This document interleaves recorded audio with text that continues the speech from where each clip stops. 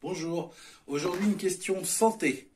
La question m'est venue d'un internaute qui me demande, car il a regardé beaucoup sur internet, notamment sur Le Bon Coin, vous savez ce formidable site que je déteste, cette poubelle du net malheureusement, où tant d'éleveurs sont présents, malheureusement. La question est le strabisme.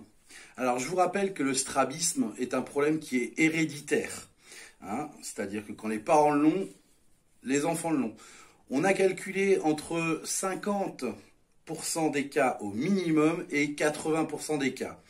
Le Boston est un chien qui ne doit pas avoir de problème de strabisme.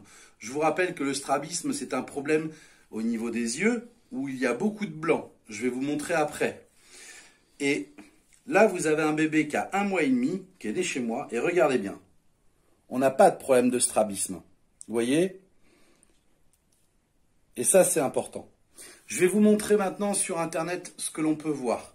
Je vous préviens tout de suite, il faut en prendre conscience. Je vous déconseille d'acheter des chiens avec un problème de strabisme.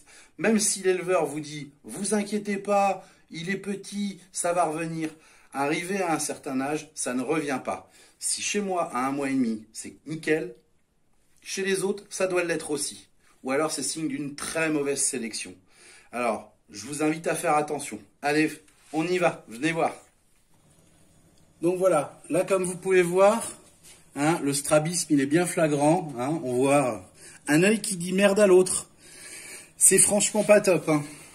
Donc là on est sur un chien qui a déjà 6-7 mois. Je vais vous montrer maintenant, voilà, un bébé qui a presque 2 mois. Il a entre 1 mois et demi et 2 mois. Vous pouvez voir, c'est assez flagrant, on voit les résultats. Et ça, arrivé adulte, voilà ce que ça donne.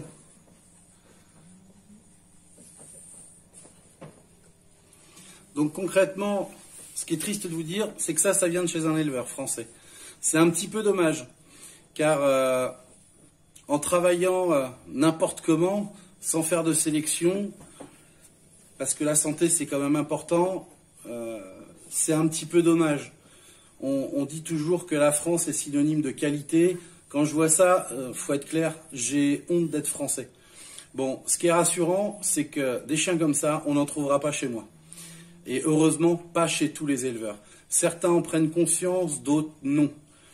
Alors, s'il vous plaît, mesdames et messieurs, que vous soyez éleveurs ou que vous soyez particulier, quand vous avez un chien comme ça en face de vous, n'achetez pas. Il ne faut pas oublier une chose, c'est que vous pouvez aussi avoir votre chiot qui a des parents comme ça et que votre chiot ne l'a pas. Comme on vous l'a expliqué juste avant, c'est héréditaire et génétique. Ça veut dire que vous n'êtes pas à l'abri que votre chiot, si un jour vous lui faites faire une portée, le transmette. Voilà, cette petite vidéo vraiment pour vous rappeler qu'il faut faire attention. Même si le Boston Terrier est une race dans l'ensemble qui est solide, où il n'y a pas trop de problèmes, même si ça reste du vivant, mais ça peut arriver. Donc on n'achète pas n'importe quoi, on ne met pas son argent dans n'importe quoi, parce que c'est vous qui allez en payer les conséquences financièrement, et c'est le chiot qui va subir les conséquences de la bêtise des éleveurs, qui l'auront produit. Voilà. Une sélection lamentable comme ça, c'est juste pas normal. Voilà, je vous souhaite une bonne journée. J'espère que cette vidéo vous aura plu.